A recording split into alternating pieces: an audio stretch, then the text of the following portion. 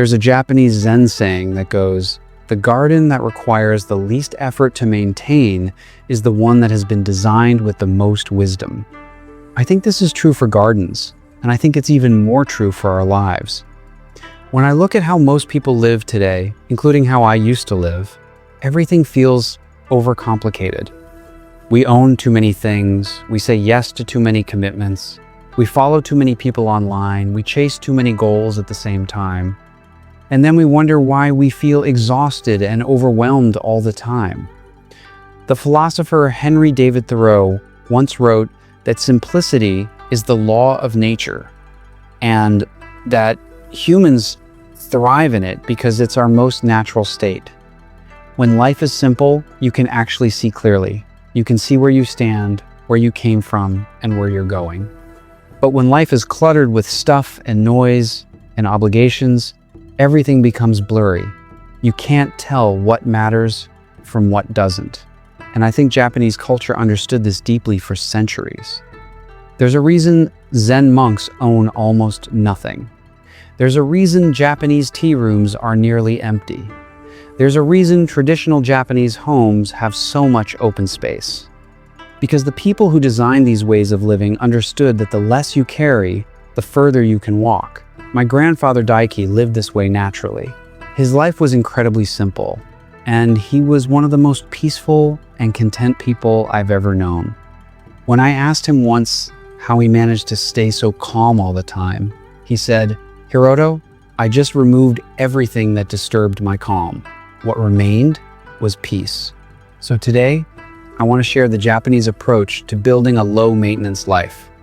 These are the principles that help me simplify everything from my daily habits, to my finances, to my relationships. And I really believe they can help you too. Let's get started.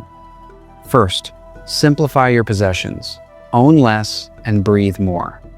This is the foundation of everything. Because when you own too many things, every single item demands a small piece of your time and attention. More clothes means more laundry, more organizing, more decisions about what to wear. Every object you own has a maintenance cost, even if you don't notice it. In traditional Japanese homes, the philosophy has always been to own only what serves a clear purpose. There's a concept called Kanso in Zen aesthetics, which means simplicity and the elimination of everything unnecessary. When I first moved to Nagoya, I brought way too many things with me. So over the course of a few weekends, I let go of about half of what I owned. I donated some of it to a small orphanage in Nagoya that I've been visiting regularly. Every time I walk through those doors and see the children, all the stress I've been carrying just disappears. Their faces are so full of genuine happiness, the kind that comes from being present and connected, not from owning things. Start with your possessions. Let go of what you don't need. Your space will feel lighter and your mind will follow. Second, simplify your daily routine and reduce decision fatigue. Every decision you make throughout the day, no matter how small, uses a little bit of your mental energy. By the end of the day, your brain is exhausted just from making hundreds of tiny choices. In Japan, routines and rituals have always been valued because they remove the need to constantly decide. A tea master doesn't wake up and wonder how to prepare tea. The process is the same every single time, and that consistency frees the mind to be present. I applied this to my own life by creating a very simple morning routine that I follow every day without thinking about it. I wake up, drink warm water, clean my space for 5 minutes, make green tea, go for a short walk, and then sit down to work. I wear similar clothes most days. I eat similar meals most mornings. By removing all those small decisions, I arrive at my work with a clear, rested mind instead of a scattered one. Third, simplify your relationships. Choose depth over quantity. In Japan, friendships tend to be fewer in number, but much deeper in quality. People invest in a small circle of people they truly trust and care about. When I was younger, I tried to be friends with everyone. I spent a lot of energy maintaining relationships that honestly didn't add much to my life. My grandfather had a very small circle of friends. He once told me, "Hiroto, a garden with 100 flowers looks beautiful from a distance, but a garden with 5 flowers that you tend every day gives you real joy." I slowly simplified my social life. I stopped forcing connections that felt draining, and I focused my time and energy on the people who truly matter to me. Fourth, simplify your emotions. Stop carrying what isn't yours. Many of us carry emotional weight that doesn't even belong to us. We worry about other people's problems and get pulled into drama. In Zen Buddhism, there's a famous story about 2 monks who encounter a woman at a river crossing. One monk carries her across, and then the 2 monks walk in silence for hours. Finally, the second monk says, "I can't believe you carried that woman. We're not supposed to touch women." And the first monk replies, "I set her down at the river. You've been carrying her this whole time. I used to carry everything. If someone criticized me, I would replay it in my head for days. Now, when I notice myself getting pulled into emotional turmoil that isn't mine, I gently tell myself, this is not my weight to carry, and I let it go."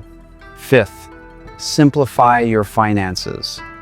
Spend only on what truly matters. Financial stress is one of the heaviest weights a person can carry. In Japan, there's a traditional household budgeting practice called Kakeibo. The idea is that before you spend money on anything, you pause and ask yourself, do I truly need this? When I started practicing Kakeibo, I realized how much money I was spending on random impulse purchases. So I created a very simple financial rule for myself. I spend freely on the things I deeply enjoy, which for me is good tea, books, and visiting the orphanage in Nagoya, and I spend almost nothing on everything else. When you stop spending money on things you don't care about, your financial life becomes simpler and more joyful at the same time. Sixth, simplify your food. Food has become incredibly complicated in modern life. There are so many diets and conflicting opinions. In Japan, the traditional approach to food has always been very simple. Eat mostly whole foods. Eat a variety of vegetables, fish, rice, and soup. Eat until you're 80% full. And don't overthink it. I used to obsess over exact calories and macros, and it made eating feel like a stressful math problem. I let all of that go and returned to the simple Japanese approach. I cook simple meals at home, and I eat with gratitude and presence instead of anxiety and calculation. Seventh, simplify your health and your rest. In Japan, health isn't about pushing your body to extremes. It's about consistency, gentleness, and listening to what your body actually needs. Japanese people walk a lot. They bath in hot water every evening. They sleep at regular hours. Japan has some of the longest lifespans in the world thanks to these simple, sustainable habits practiced every single day. I stopped trying to follow intense workout programs that left me exhausted. Instead, I walk every morning, stretch in the evening, and take my evening bath as a sacred ritual for my body and mind.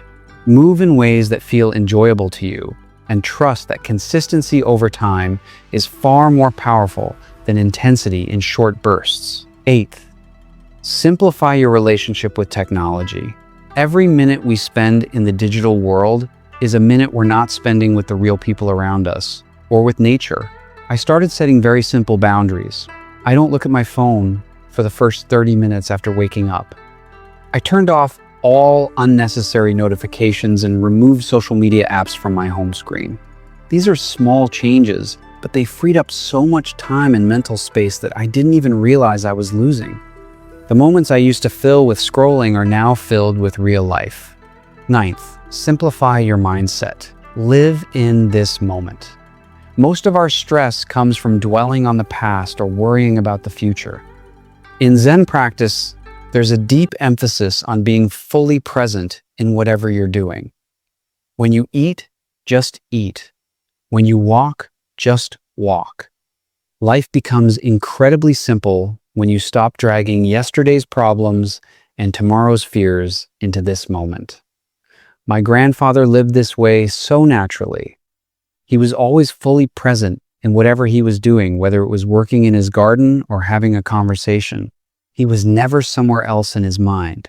He was always right here. I want to leave you with something from Thoreau's Walden. He wrote, "I went to the woods because I wished to live deliberately, to front only the essential facts of life and see if I could not learn what it had to teach, and not, when I came to die, discover that I had not lived." I think that's really what a low-maintenance life is about. It's about stripping away everything that distracts you from the essential facts of your own life. It's about making enough space to actually experience the days you're living instead of just rushing through them. If any of this resonated with you, I'd love to hear in the comments what part of your life you want to simplify first. I'm always learning from you too.